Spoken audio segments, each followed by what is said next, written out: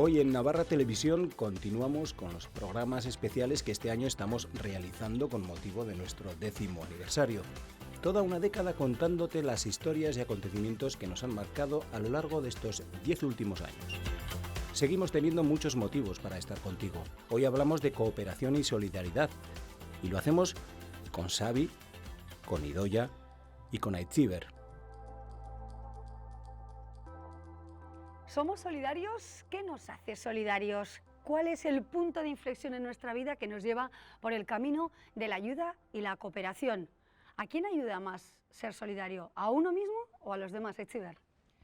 Pues ser solidario ayuda a ambas partes. Lo que pasa que es verdad que el punto de partida para ser solidaria y solidario no debería ser la autoayuda. Debería ser un posicionamiento personal de querer no tanto cambiar el mundo, sino mejorar un poquito las cosas. Y en ese camino seguro que también una misma gana. ¿Pero por qué no la autoayuda, Xavi? Bueno, o sea, como dice Aitziber, la partida tendría que ser pensar exclusivamente y desinteresadamente en las personas a las que ayudas, pero es que en el camino hay un crecimiento también personal y es inevitable, al final recibir más de, bueno, en mi caso casi siempre recibo bastante más de lo que das. ¿Cómo decides, Idoia, encaminar tu profesión a la ayuda, a la atención de quienes más lo necesitan, a esas personas que dejan su casa por diferentes motivos y vienen a un lugar nuevo en el que no saben casi qué se van a encontrar? Bueno, yo desde que acabé la carrera siempre trabajé en cooperación también en otros países y ahí abrí mucho mi mirada y entendí lo que es estar en otro país, las injusticias sociales, porque realmente por qué somos solidarios, por qué estamos así y otros países no están. Vas abriendo mucho tu mente y aprendes que todo se basa en una injusticia realmente, ¿no? Depende de dónde nazcas, tienes unos privilegios y depende de qué color sea tu piel también. Por eso cuando vine aquí, pues estuve muy vinculada siempre a proyectos de cooperación y surgió esta oportunidad y a mí me parece que trabajar con personas que llegan aquí y apoyarles en todo ese camino y empezar de cero creo que es algo fundamental en mi vida ahora mismo. Claro, pero es verdad que a veces escuchamos y yo creo que muchas veces, ¿no?, cuando hablamos de personas de otros países vienen a quitarnos lo nuestro.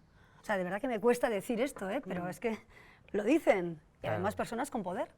Bueno, la rumorología, los bulos, los prejuicios, es algo que está en la cultura, que está en la educación, es algo que tenemos que cambiar y bueno, sobre todo yo creo que parte de los medios, desde los gobiernos, debería partir desmentir estas cosas y hacer, no sé, contar más verdades que mentiras, ¿no? Yo creo, y eso hace mucho daño porque la gente se cree todo lo que le cuentan y al final el que viene aquí se encuentra con un muro, no solamente el muro burocrático, sino que se encuentra con un muro social que es enorme. ¿No? Además somos distintos, tratamos diferente a las personas que nos parecen muy parecidas a nosotras y nosotros, y de forma diferente a quienes tienen otro tono de piel, por ejemplo. Bueno, lo hemos visto ahora mismo con lo que ha pasado en Ucrania, ¿no? Sí, está pasando. Cómo ha sido el recibimiento, incluso a nivel ya de legislación, de permisos y demás, cuando han venido las personas de Ucrania. O sea, que siempre se puede hacer algo por las personas que vienen de fuera buscando un mundo mejor, ¿no? Sí, siempre. Siempre. Es voluntad. Claro, voluntad política, y aquí se ha visto muy claramente que ha habido mucha voluntad para que las personas de Ucrania, que han venido por el conflicto de Ucrania, tengan una protección temporal, residencia y permiso de trabajo, y las personas que han huido de conflictos como Afganistán y Siria siguen atrapados en campos de ¿cómo nos rebelamos, Aitziber? Pues yo creo que haciendo lo que estamos haciendo hoy, en parte, y es hablando de ello y poniendo las cosas sobre la mesa y recordando que los conflictos no son modas alimentadas por las redes sociales y por ciertos programas de televisión, que son realidades diarias, ¿no? Y yo creo que sí que es importante, para mí es importante que comprendamos hoy que estamos hablando de solidaridad, que tenemos que hacer de la solidaridad una hoja de ruta en nuestro día a día, de la misma manera que, no sé, que incorporamos el deporte o que somos conscientes de que tenemos que tener una buena dieta en nuestra salud y que tenemos que educarnos y que tenemos que hacer mil cosas, que la solidaridad forme parte de nuestro día a día. No sé si nos han educado, ¿no?, por lo menos a nuestra generación, más o menos en ese camino. Bueno, quizá en las familias, pero yo no sé si luego ya fuera de la familia hay una educación pro solidaridad. Yo creo que hemos ido más por el camino de la frivolidad y la superficialidad frente al corazón, ¿no? ¿O no? Sí, bueno, yo creo que aparte como dice Itziber, tenía que ser casi un currículo dentro de los colegios, como otras asignaturas que se pueden hacer de primeros auxilios, el concepto de ir más allá de nuestro ombligo, ¿no? Eso de base. Pero es que yo creo que nos encontraremos seguro todos en la situación de que te pones a hablar sobre ciertos temas, el último proyecto que has hecho en tu grupo de amigos o en tu grupo de familia, joder, no interesa nada, da mucha pereza. Oye, que es que voy a ir a este... de pelota o tal. Eso es. Oye, pero entonces, ¿qué hacemos, no? Porque si no lo podemos contar a quienes nos quieren lo que estamos haciendo o lo que hay que hacer, no vamos por buen camino, Idoia. No, yo la verdad que le doy muchas vueltas a este tema, porque me preocupa un montón, porque yo lo veo en mi propia familia, lo que dices, ¿no? Ya en el entorno más cercano, hay veces que es como, bueno, sí, ¿no? Pues al final tenemos otros problemas, otras necesidades y otras prioridades, que aunque seas una persona muy solidaria, creo que te va comiendo. Y eso, y no miras más allá de lo que nos pasa, ¿no? Porque también yo entiendo que hay muchas complejidades aquí. Pero a mí me preocupa mucho y lo valoro, y lo veo mucho también en mis hijos que van a un colegio y que no tienen estas... No lo veo inmerso. Esto tendría que ser una línea de trabajo fundamental, porque las familias al final van a hacer lo que puedan, pero tiene que ser obligatorio. Hasta que nos pase, ¿no? Eso será hasta que nos pase un día. Nos pasa, hay una crisis económica, no tenemos comida, no tenemos dinero, y entonces ¿seremos más solidarios o no? Lo que pasa es que es muy complejo, por muy mal que te vayan las cosas aquí, seguimos siendo unos privilegiados. Es muy complejo hacer entender a la gente que hay niños malviviendo en tiendas de campaña a 1 hora y media de avión de aquí, sin escolarizar, que hay gente que no... mirar, ¿no? Porque sí, no queremos ver.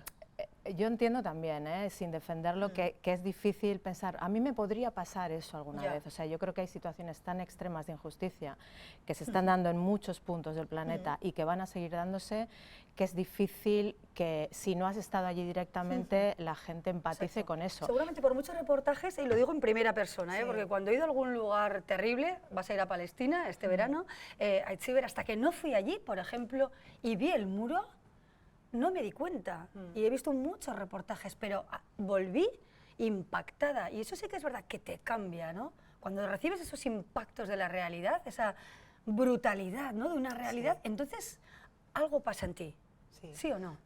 Sí, pero la cuestión es, o sea, es verdad que los que hemos ido, yo creo que se nos queda una semilla, hay un germen que te va creciendo, y entonces ya no concibes la vida, o por lo menos en mi caso, de otra manera que no sea mirar más allá de donde estamos nosotros, pero ¿qué tendríamos que hacer para que gente que no se pueda permitir viajar, que no pueda ir, que no tenga igual la valentía como para ir, cómo podemos hacer para que sean conscientes de que al otro lado hay unas personas que necesitan que haya un equilibrio? No solamente es el económico, es de derechos, de educación, todo, de sanidad, vamos, una vida, de todo. o sea, ¿cómo haces para equilibrar un poco la balanza? Pero que nos mentalicemos un poco más todos, ¿no? Vamos a ver qué dice la calle, ¿os parece? Hemos consultado una pequeña encuesta a ciudadanas que nos hemos encontrado por el centro de Pamplona, y queremos saber, bueno, si son, o qué les parece esto de la solidaridad, si, bueno, pues quieren ser cooperantes, o, bueno, cómo ven, ¿no?, este panorama. ¿Lo vemos? Vale. No hay más que ver la desigualdad que hay a nivel mundial. El 5% de la población tiene el 95% de los recursos. Nos falta algo de perspectiva y nos falta algo de empatía para ponernos en lugar de otras personas que necesitan cubrir una serie de necesidades básicas que nosotros ya tenemos cubiertas. Yo creo que dan más los que menos tienen que los que más tienen.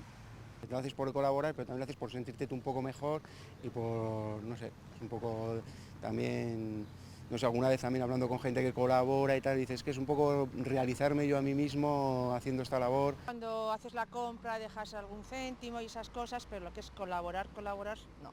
Yo creo que vivir para sí mismo no sirve de nada, que si no vives para dar algo a los demás, pues al final la vida no tiene ningún sentido para mí.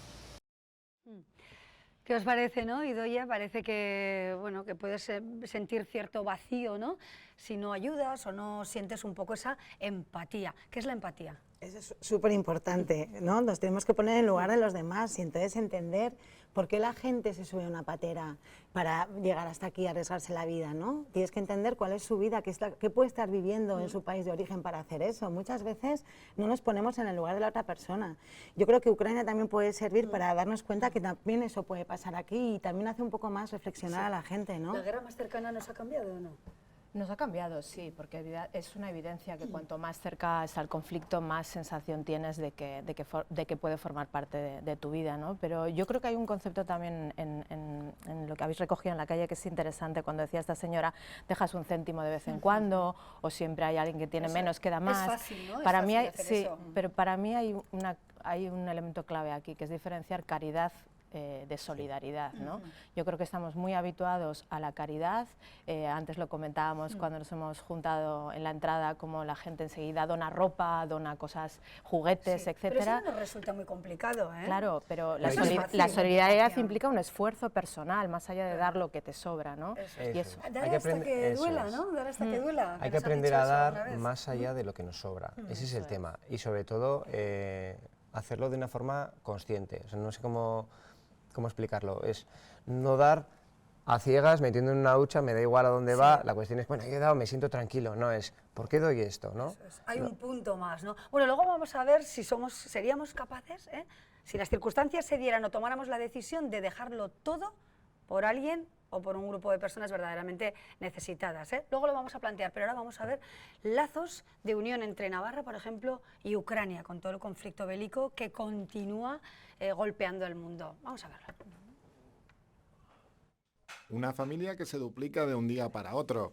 La de Maitane y Abel, que conviven desde hace 2 meses con Nastia y Mark, 2 refugiados ucranianos que han encontrado un hogar provisional en el barrio de La Milagrosa, en Pamplona. Mira, fue un jueves que hablé con ella y a la semana siguiente estaban en nuestra casa, al siguiente jueves, así tal cual. Entonces, pues la verdad que fue pues pasar de 2 a 4 de repente.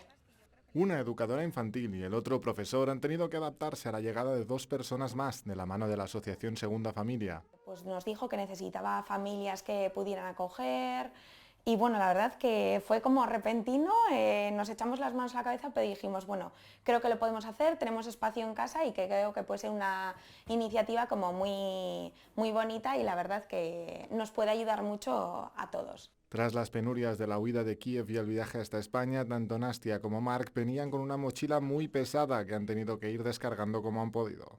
Fuimos a buscarlos a un hotel ahí en la ciudad del transporte súper alejado, que no habían salido del hotel en 8 días y estaba el niño que bueno, ni había visto juguetes, ni a otros niños, ni nada. Entonces lo primero que hicimos fuimos a buscarlos, los trajimos a casa y estuvimos toda la tarde jugando porque se volvió loco con la cantidad de juguetes que había. Pero claro, nunca hemos tenido esta situación y en casa menos, que en casa éramos súper tranquilos, porque estábamos los dos y no había ruido, no había desorden. Yo soy, por ejemplo, muy ordenado, me gusta tener todo controlado y llegar a un niño de 4 años que encima no te entiende fue un poco locura. El primer día, que os dijo Maitane antes, cuando vio tantos juguetes, había un Mickey Mouse de peluche y lo tiraba al techo. Y decía, helicóptero, pues nada, helicóptero. Y decía, Maitane se va a cargar la casa. Ahora, eso sí, los 4 ya tienen establecida una rutina diaria. Porque por la mañana el niño va al colegio, todas las mañanas, que lo tenemos aquí cerca de casa, el colegio Azpilagaña, y luego la madre 3 días a la semana va a estudiar castellano al Instituto José María Iribarren y luego 2 días por la tarde, que también acude con el niño. Entonces ahí le enseñan las nociones básicas del castellano. Y luego pues también hace, todas las tardes vamos al parque para que esté con otros niños, también con ella para que se relacione con otras madres. Nastia sigue intentando procesar todo lo que le ha ocurrido y manifiesta sobre todo su agradecimiento en una curiosa mezcla entre inglés y castellano, lo que usa para comunicarse con Maitane y Abel. When we go aquí, my son is muy nervioso, have a lot of stress. He screaming for hour, 2 hours, and terrible time. But now it's muy tranquilo, muy bien. Ahora mismo está aprendiendo castellano con el objetivo de poder encontrar un trabajo, aunque su meta está clara. Я volver a Ucrania when war is finished, but in the September I hope that I will be good speak in castellano and find the house for I and Mark and find job in this. But when war is finished, go to home. Los 4 saben que aún les quedan meses de convivencia, mientras Nastia encuentra una fórmula para poder establecerse por su cuenta en Pamplona, mientras siguen sumando experiencias y ofreciendo un hogar seguro al pequeño Marc, que puede encontrar un oasis en la tragedia que ha marcado sus últimos meses.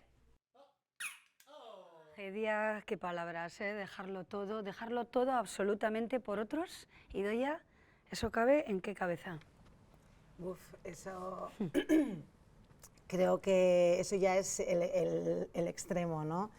Creo que tienes que ser una persona con una cabeza muy bien armada, sabiendo muy bien cómo están las cosas, que es tener prioridades en tu vida en ese aspecto, ¿no? Y ser muy solidario, porque como decíamos, ¿no? Es un tema de compartir, no de lo que te sobra, sino de compartir lo que tienes y apoyar a otras familias para que vivan una situación mejor y con tu apoyo, ¿no? Claro. Psicológicamente hay que estar muy fuerte, ¿no? Para ver realidades tan crudas como, por ejemplo, ¿cuál es la realidad más cruda que tú has visto, Xavi? Yo creo que Haití. Cuando estuvimos en Haití, yo sé que habían pasado 7 años desde el terremoto, pero yo creo que la esquilmación de recursos que ha habido por parte del primer mundo, luego la supuesta ayuda que ha ido allí, pero que de una forma indirecta regresaba, ha ido desgastando, y esto en otros países donde la situación es igual, son las mismas, pero la recepción, las miradas eran diferentes. Ahí no, o sea, no hay sonrisas. Entonces yo creo que desesperanza total. Es desesperanza, pero la hemos provocado nosotros. O sea, nosotros somos, la situación de Haití es, de Haití y muchísimos lugares del mundo, es culpa nuestra. O sea, la situación de Ucrania, de Yemen, es culpa nuestra, no nos engañemos. Y entonces, eso, o sea, la situación dura es la realidad que viven muchísimos países y que la solución está en nosotros y no la aportamos. Claro, ¿no? pero a veces, ¿no? Pues puede pasar, ¿no? Decir, ya, pero si es que estos conflictos llevan toda la vida, llevan años de guerra, de pobreza, de miseria, de tragedia, de conculcación de todo tipo de derechos. ¿Yo qué voy a hacer? Una chica de aquí, de Pamplona, un chico de Pamplona, ¿qué voy a hacer? Pero igual Porque hay muchas personas que lo dicen. Yo es que no soy nadie, ¿qué voy a hacer? Bueno, también eso es excusarte en como yo no puedo cambiar las cosas, todas podemos hacer algo, y en nuestra propia ciudad, en Pamplona, hay muchísimas personas que necesitan ayuda, pero yo creo que sobre todo tenemos que centrarnos en el hecho de que las injusticias han existido, existen y existirán siempre, igual que las guerras. Igual el objetivo no es cambiar las cosas, el objetivo es aliviar el dolor en muchos de esos conflictos. Lo ha hecho esta familia acogiendo a estas personas. Sí, han roto su tranquilidad por ayudar, que es un gesto de generosidad enorme, pero hay Precioso. mil cosas por hacer, ¿no? A mí sí que me gustaría aprovechar este vídeo que tiene un tono muy positivo para recordar, porque para eso estamos aquí hoy, que hay cientos de niños sin escolarizar en estos momentos en conflictos muy cercanos. Yo lo vivía en Atenas la última vez que he estado, ¿no? Hay un porcentaje de niños procedentes de Afganistán, de Siria, de Irak, que no tienen acceso al colegio y están aquí al lado, ¿no? Claro. Entonces, Bueno, que de no esos les campos olvidemos, ya no hablamos en los medios, esa es otra cuestión, claro. que ya no hablamos. Pero ya no solo niños que están en los campos, niños que igual ya están en pisos en Atenas, esperando, pero no tienen opción a la escolarización. Creo que sin educación no hay nada. Sí, sí.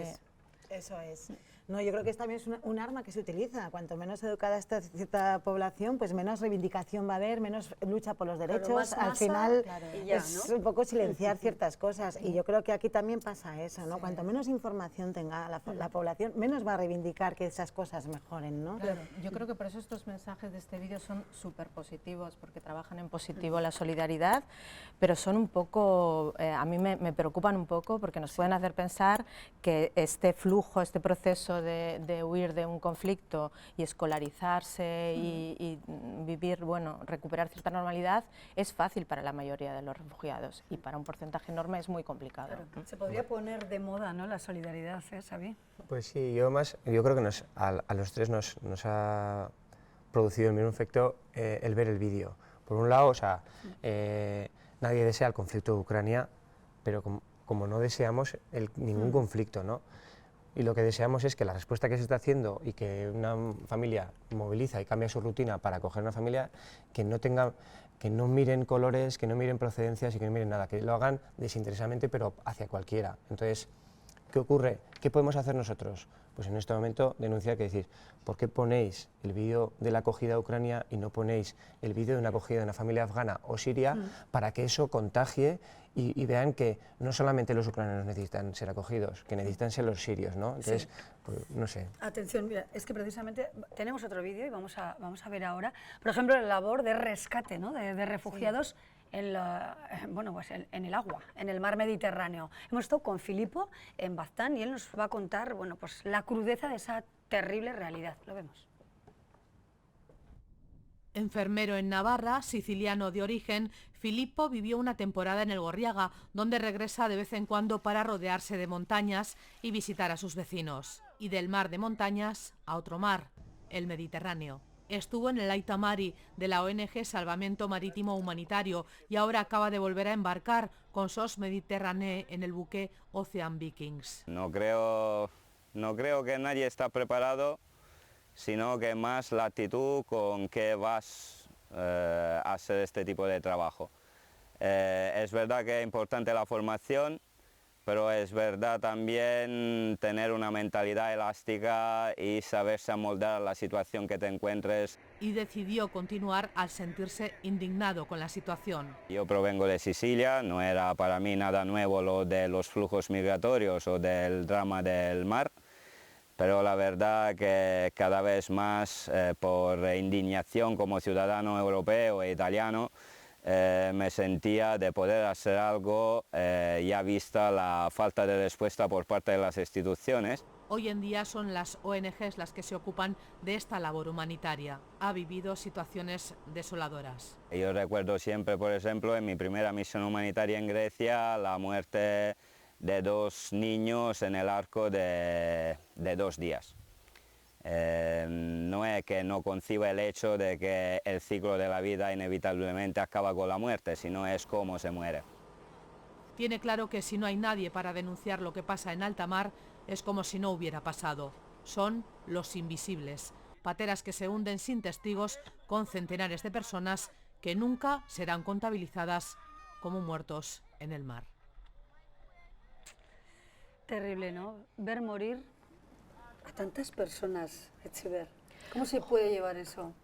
Mira, todas las que hemos estado ante un salvamento de este tipo, yo no he estado en barco, pero sí que he estado en costa, el sufrimiento es enorme, pero a mí me sirve también este vídeo para que vayamos un poco más allá y los invisibilizados también continúan más allá del rescate, ¿no? Antes nos preguntabas, ¿habéis vivido alguna situación muy dura? Yo he vivido un montón de situaciones duras, pero recuerdo varios niños que a lo largo de un mes trabajando con ellos se suicidaron estando en el campo, es decir, que la gente muere en ese trayecto y en ese viaje y es muy duro, pero es que mueren después. Claro, mueren después y no lo estamos contando, ¿no? Entonces me parece que también es muy interesante que pasemos a la siguiente foto, ¿no? Porque esta es tremenda, pero yo creo que la hemos visto tantas veces que al final la gente que decíamos, ¿cómo puede ayudar la gente que no está muy relacionada con este mundo? Está como ciertamente como anestesiada de este tipo de imágenes. Igual si contamos la siguiente foto, empezamos también a recuperar cierta empatía, ¿no? Exacto. Bueno, pues es cuestión también de radiografiar un poco todo, ¿no? Los diferentes caminos. La formación era importante, decía Filippo, ¿no? Sí, la formación, determinada formación y luego ya una capacidad emocional también. Tú que eres bombero, Xavi, fíjate que se dice de los bomberos, ¿no? Qué suerte tienen estos tíos que trabajan no sé cuántos días y libran no sé cuánto y tienen muchas vacaciones. ¿Cuántas veces te han dicho a ti eso, Xavi? Bastantes. Siempre. Todo el mundo mirando a los bomberos. Qué suerte, qué suerte. Mucho tiempo, pero muchas veces bien empleado, ¿no?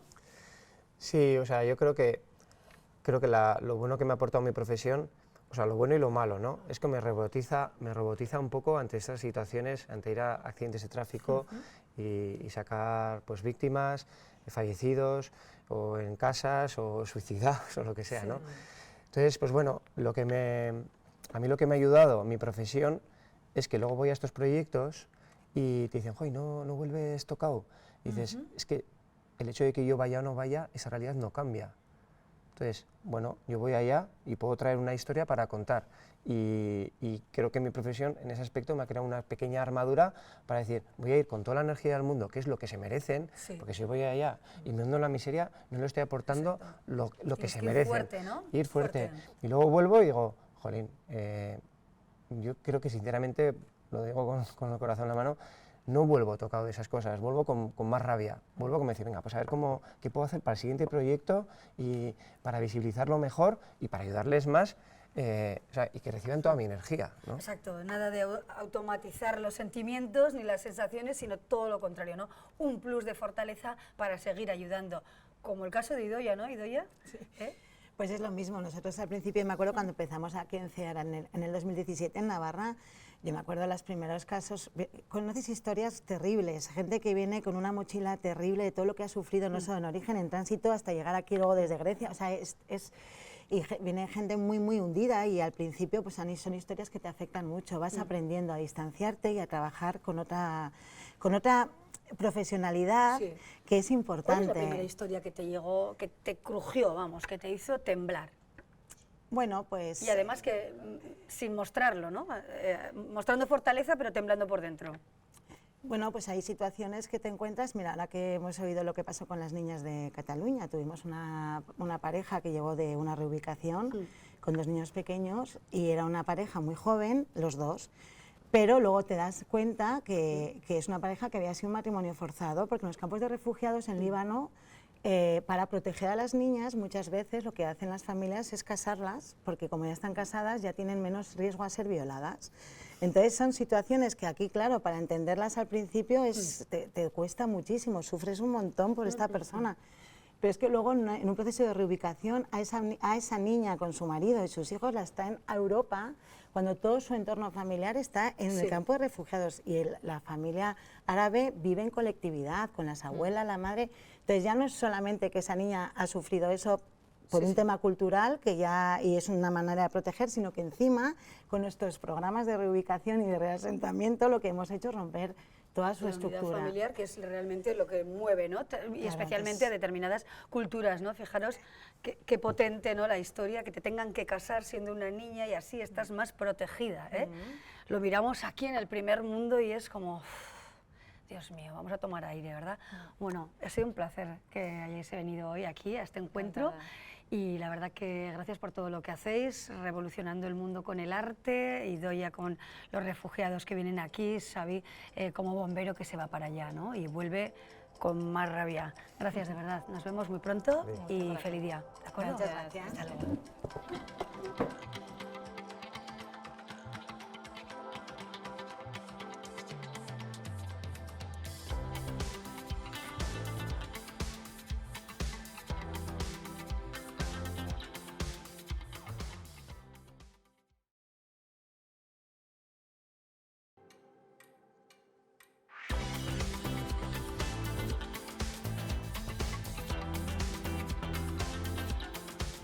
Hablamos de cooperación y solidaridad.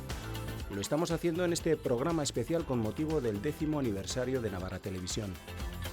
Ahora charlamos con Sofía, con Chaimay y con Joaquín. ¿Por qué ayudas? ¿Por qué colaboras? ¿Qué te ha hecho llegar a este punto? Venir de Tetuán a Navarra para ayudarse y ayudar a los demás. Seima, ¿cómo estás? Bueno, ¿Por qué? ¿Cómo das tú ese paso? ¿Cómo vienes tú de Tetuán? Madre de 3 hijos, abogada. ¿Ayudarte a ti misma y ayudar a los demás es lo que te ha movido? La ayuda y la cooperación, ¿no? Tú ayudas porque has recibido antes esa ayuda. Entonces, como me he creído o sea, me han creado un entorno en el que vas viendo, ¿no? Te acostumbras a ver esas ayudas, ¿no? Entonces ya lo interiorizas y te sale luego de forma natural, ¿no? Y he venido aquí pues por reagrupación familiar y bueno, pues luego ya me he dedicado pues a formarme, ¿no? A seguir formándome, a terminar pues mis estudios y pues han ido viniendo los críos, ¿no? Y así va la vida. Eso, y así va la vida. Bueno, sí, mejorando la vida propia y la de los demás, Sí. ¿no? Teniendo una vida cómoda y de repente, ¿qué le pasa a Joaquín Mencos para decir, sí, las comodidades pueden estar bien, pero yo quiero ser cooperante internacional? Bueno, yo creo que yo lo he recibido en educación, podría decir, un poco en el entorno familiar, en el que mi familia siempre ha estado involucrada en temas sociales y de voluntariado, y luego incluso en el propio centro escolar siempre había actividades que hacíamos en favor de los demás, ¿no? Entonces te das cuenta de que sí, que tenemos una vida muy cómoda, pero que hay otras personas que no lo tienen, ¿no? Y entonces yo creo que ahí es donde te crea esa inquietud, ¿no? Y luego pude ver y encontrar lo que era mi formación profesional, que yo soy biólogo, con una acción muy interesante en cooperación internacional, que era el agua y saneamiento, donde mezclaba mis conocimientos y podía ponerlos en práctica. Y entonces eso ha sido, ¿no?, el poder desarrollarme profesionalmente y personalmente pues en esos proyectos de cooperación internacional en agua y saneamiento. ¿Cambiarías tu vida de repente y pasarías de todo esto? ¿Te lo imaginas? No, es una droga, ¿no? Al final lo llevas dentro, no droga, no, pero sí que es algo que engancha, ¿no? Porque realmente, y cuanto más tiempo pasa y más experiencia tienes, pues ves que más fácil es hacer las cosas o mejor o más ayuda puedes prestar, ¿no? Entonces yo creo que es algo que lo tienes ahí, ¿no? Algún día evidentemente habrá que dejarlo, ¿no? Pero lo bonito es que pues en el último equipo que estuve el año pasado en Haití, había compañeros que tienen 20 años menos que yo, y entonces eso es fácil también, pero bueno, pero es bueno ver ese relevo y que hay gente que viene, que están muy bien preparadas, efectivamente. Tenemos aquí una compañera. Que no sé si tiene 20 años, Sofía. Sí, 21. 21, estudiante de fisioterapia y segundo año Senegal. Sí. ¿Por qué a Senegal? Creo que yo fui el primer año a Senegal y me enamoré de los valores que tenían en ese pueblo. Yo voy a un pueblo que se llama Marfafako. Me enamoré absolutamente de todos los niños y de su manera de vivir, y creo que volver allí me va a ayudar a mí y va a ayudar igual un poco también a ellos, de que ven que las personas vuelven, por así decirlo. O sea, no voy allí y paso un verano y ya me voy a mi casa y me hago una foto, y eso, lo cuento por aquí, y me olvido. No, yo voy allí... ¿No te has olvidado tú durante todo este año? No, yo sigo viendo las fotos, es que me entran ganas de llorar. Hombre, es que yo, porque quiero estar allí. Estoy a punto de llorar. Sí. Porque enamorarse es muy bonito, pero enamorarse de la tristeza, del dolor a veces, ¿no? de las dificultades, pues igual es un enamoramiento que dura más que otros. Pero es una forma muy distinta a la vida aquí, entonces yo me enamoré de esa forma de vivir, de pues con poco te hago mucho y aunque no te conozca de nada te acojo, y aunque tú seas el hijo del vecino, pues vas a venir a mi casa a cenar o a ver el partido o a lo que quieras. Hombre, te has enamorado tanto que quieres que tu hermana Lucía se enamore también. Sí, mi hermana Lucía se va a enamorar también. Uy, qué de familia ellos. de enamorados. Sí, bueno, valga un poco la sonrisa, ¿no?, dentro de todo lo que entraña todo esto, ¿no?, que hacéis. ¿Qué os parece si vamos a la calle y vemos qué nos dice la gente, las personas, ¿no?, acerca de la cooperación, de la solidaridad, de si nos hace más felices, ¿no?, dar a los demás, ayudar a los demás nos reporta un bienestar emocional importante? ¿Lo vemos? ¿Parece? Vamos a verlo. No creo. Chapó por ellos, porque yo no sé si me atrevería en algún momento determinado, sí, pero no como se lanzan ellos. Yo creo que depende de cada persona, porque hay a personas que les satisface ayudar a otra persona y hay gente que pasa olímpicamente. En este momento no, porque tengo 2 hijos pequeños y me sería imposible hacerlo, sí. Wow, la verdad es que tengo que decirte que les envidio y tienen toda mi admiración. Me encantaría hacer algo así y lamentablemente a día de hoy no me veo capaz de hacer algo así. Hombre, me parece bien, pero yo no sé si sería capaz de hacerlo, ¿ves? Sí, si no tuviera cargas familiares, sí. Con cargas familiares es complicado, pero sí. Ayudar es necesario y además conviene, para que todos estemos mejor. Dejarlo todo por los demás no parece fácil. ¿Nos ponemos excusas o lo entendemos, Joaquín? Qué difícil, porque claro, yo en mi propia experiencia también he tenido mis fases. Yo tengo 3 niños, entonces claro, hay fases en las que no podía colaborar como me hubiera gustado, ¿no? Yo creo que sí que hay un temor a salir de la zona de confort muchas veces, ¿no? A ponerte en el pellejo de los demás, en los zapatos de los demás y ser empático para ver y sentir su dolor. Eso yo creo que es un miedo que es natural, ¿no? Y creo que mis compañeras de mesa pueden decir lo mismo, hay que lanzarse y hay que hacerlo, ¿no? Porque verás que tienes mucho que aportar y que eso que tú haces y eso que aportas realmente a la otra persona pues le ayuda a ser más feliz y a ser mejor. Sí, claro. ¿La religión o los valores religiosos o determinados valores que quizá podamos conocer o en los que sobre todo nosotros nos hemos educado, ¿nos puede ayudar a elegir este camino o la religión no es determinante a la hora de ser más solidario y más empático? ¿Tú qué crees, Sofía? Yo creo que al final las religiones se acaban basando en los mismos valores, que es pues el ayudar al prójimo o en distintos pilares. Entonces no creo que por ser de una religión o por ser de otra o por no creer en ningún Dios, por así decirlo, no te hace ser más solidario o cooperante con los demás. Sí, ¿tú crees que la religión influye o no? Sí, bastante, porque lo que ha dicho, por ejemplo, Sofía, ¿no? Las religiones, yo creo que todas tienen varios puntos, ¿no? Yo creo que los puntos que tienen en común son más de los que tienen diferentes, ¿no? Entre sí, y se basan todas en valores morales, y esos valores son los que nos han dado desde que hemos sido criaturas, ¿no? Pequeñas. Entonces tú lo vas como mamando, ¿no? Desde pequeña. Y luego está también el sacar esto de ti hacia afuera. Eso ya depende de tu capacidad y voluntad para lanzarte a la aventura, que al final ayudar también está relacionado con mi voluntad, ¿no? un El espíritu de la... Sí. Oye, la aventura, pero a veces pensamos, ¿no? Por ejemplo, cooperantes internacionales, ¿no? Joaquín, ¿tú en cuántos países has estado? No lo sé. Dime 5.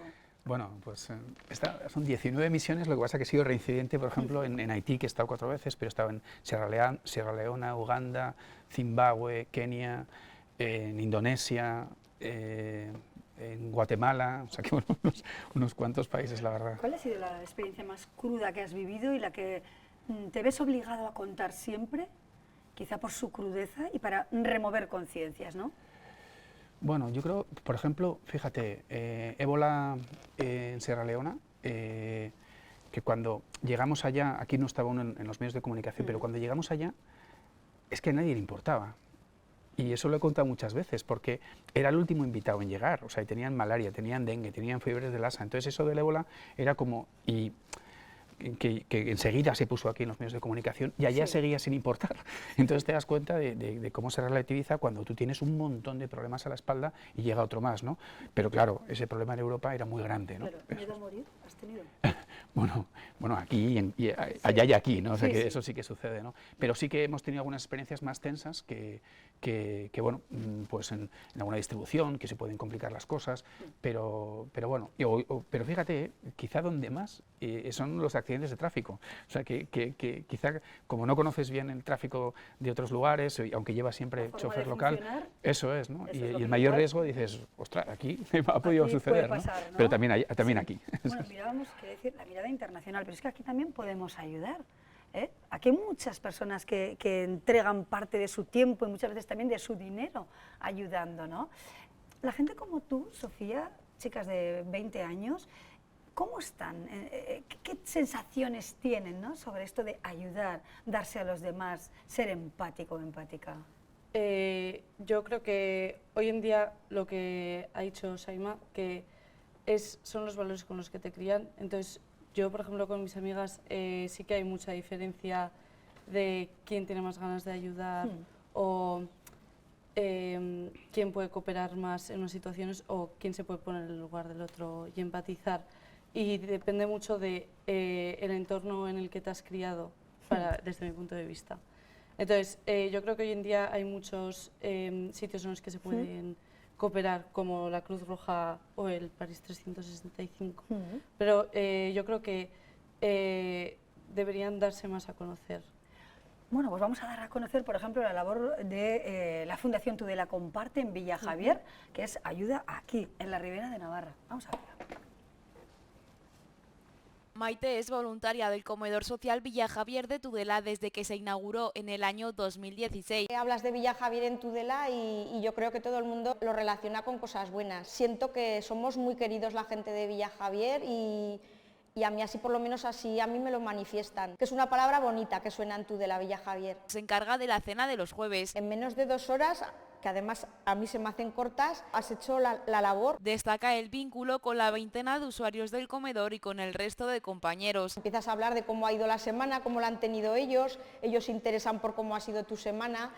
Es un vínculo muy bonito. Para mí el jueves es el día más bonito de la semana. Habla de ellos como ejemplos. Cuando sabes un poco la andadura que han tenido en sus vidas y aún valoras más el decir, mira qué bien estoy yo y hay que tirar para adelante como están tirando ellos. En sus 6 años de andadura, el comedor social enmarcado en la Fundación Tudela Comparte ha ido creciendo y diversificando su actividad. Nacimos pensando que solamente íbamos a hacer un comedor solidario y esa era nuestra intención, pero sí que es verdad que la realidad de la sociedad tudelana y de las personas que iban viniendo a acercarse pidiendo diferentes, ¿no?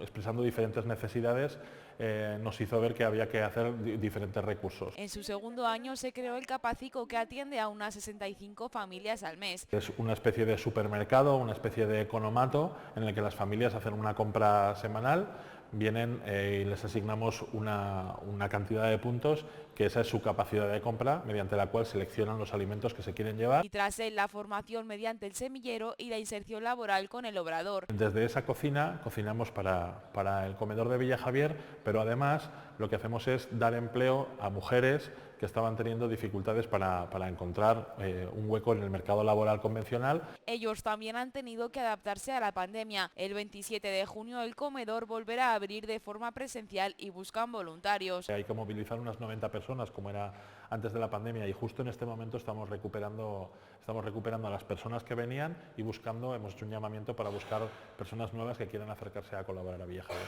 No dejan de ser instrumentos de transformación social.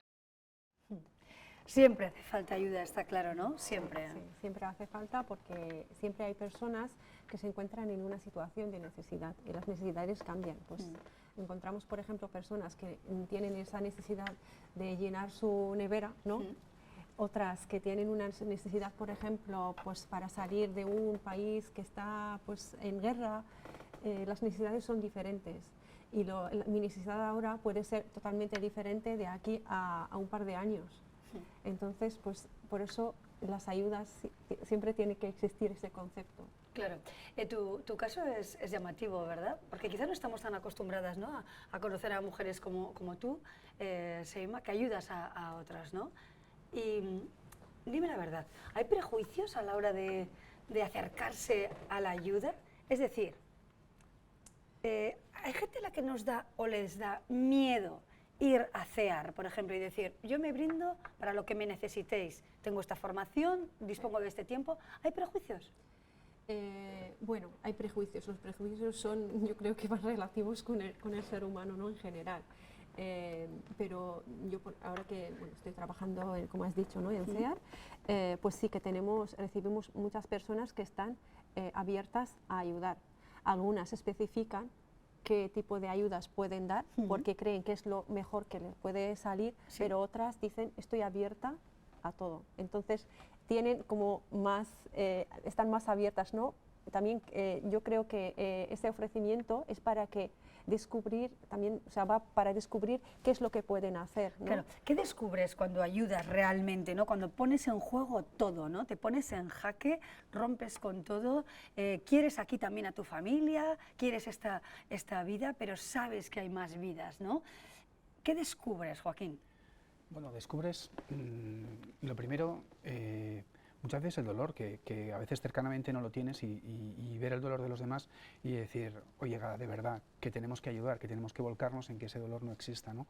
Y luego el que realmente, incluso de dentro de ti, sale una fuerza de querer superarte y hacerlo mejor y poder dar más ayuda o los recursos, o los limitados recursos a veces que tienes, el poder estirarlos para que lleguen a cuanta más gente mejor, ¿no? O sea, yo creo que esas son cuestiones que desde luego sí que salen, ¿no? Y luego es muy bonito la vuelta, ¿no? Cuando llegas y no, es que se ha ido la luz, pero si yo llevo un mes sin luz, o es que no hay agua. Te cambia todo, ¿no? Eso es, cuando realmente eres capaz de transportar el agua que vas a utilizar, valoras el agua. O sea que yo creo que eso es algo que sí, que son muchos descubrimientos de vivencias personales, pero son el día a día de muchas personas, ¿eh? No nos equivoquemos. Mucha gente seguro que os dice, no, bueno, es que tú, claro, siempre has sido muy especial, es que siempre has sido así, ¿no? Entonces yo no soy así, tú sí. ¿Eso qué? ¿Sienta mal?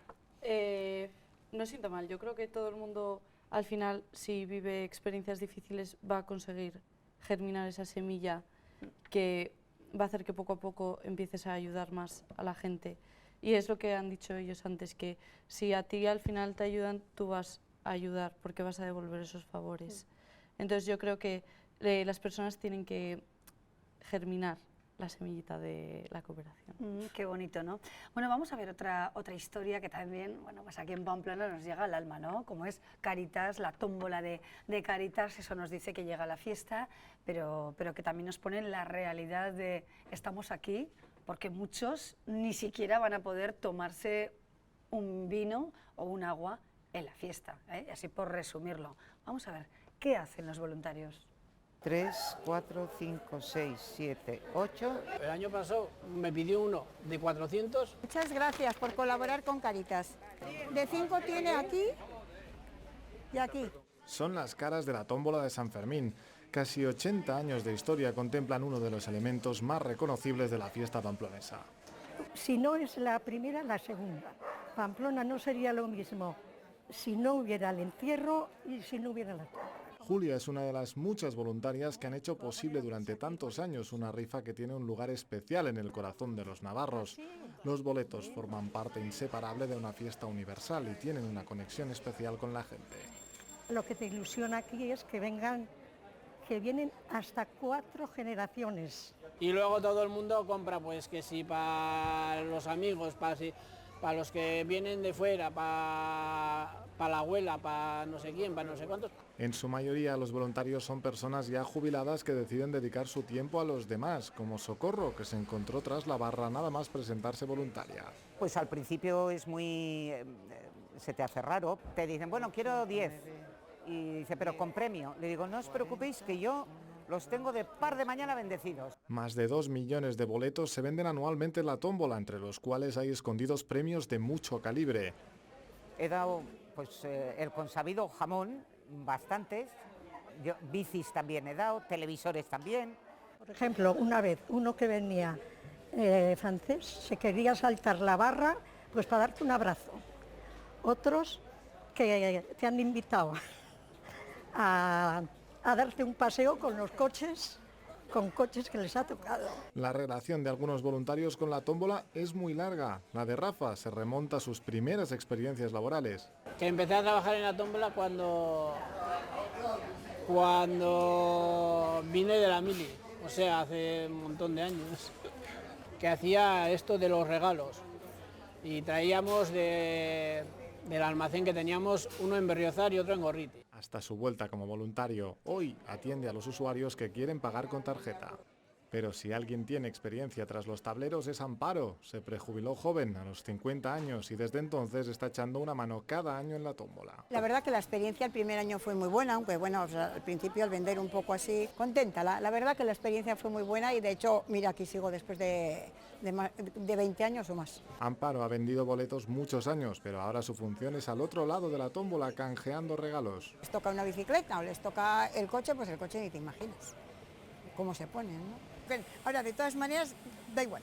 Les toca pequeño, les toca aceitunas, sobre todo si vienen cuadrillas de jóvenes y saltan, bueno, de aceitunas. Ayudar a los demás es la guía de los voluntarios de la tómbola, que siguen ajetreados atendiendo a los clientes que van pasando por los mostradores, a la espera, ellos también, de la vuelta de San Fermín. Muy interesante, la verdad, y divertido también, ¿no? Muchas mujeres, ¿es cosa de mujeres? ¿La ayuda es más cuestión de mujer o no? A ver, mujer, hombre, yo creo que eso ya lo que tú crees, ¿no? Entonces, es en el hogar, ¿no?, donde se recibe ese gesto de ayuda. y como antes pues las mujeres son las, y ahora también menos, pero sigue, pero la mujer es la que da, ¿no?, el linaje para transmitir a futuras generaciones, que son en este caso los hijos, por eso les sale más. Claro. ¿Cuál es tu próxima misión, Joaquín? ¿Tú siempre estás preparado para lo que venga? Bueno, preparado para lo que venga. Lo que estamos es un grupo de gente importante alerta, es decir, si hay una emergencia mañana, pues tendríamos que ver si somos capaces de salir ahora o dentro de un mes al segundo relevo o dentro de 2 meses al tercer relevo. Entonces te piden disponibilidad y tú das la disponibilidad. Pero sí que es verdad que en casa tengo un kit preparado, es decir, con todo el equipo, porque así que ha habido veces que en menos de 24 horas estaba saliendo porque podía salir, ¿no? Y eso es así, o sea que sí, en parte sí se está preparado. En tensión siempre, ¿no? Con esa posibilidad de lanzarse al mundo para la ayuda a Ucrania.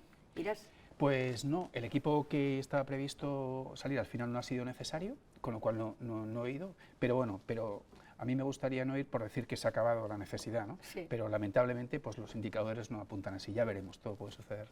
Sí. Sofía, ¿cuál es tu plan?